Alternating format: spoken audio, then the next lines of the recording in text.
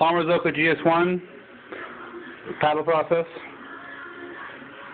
So what's cool about this is, as the thing moves back and forth, water starts entering the chamber right about now. Not a lot of water, a little bit of water. Good.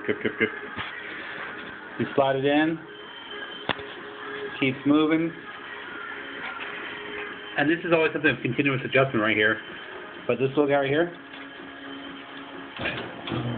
turns on the pump. It's activated by this little micro switch down here. How it burns. So when you pour over all the way, it activates it. See? All the way over. Pressure ramps up.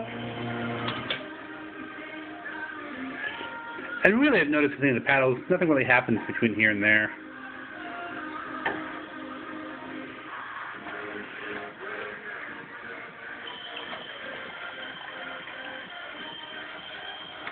When you finally see that little ramp right there.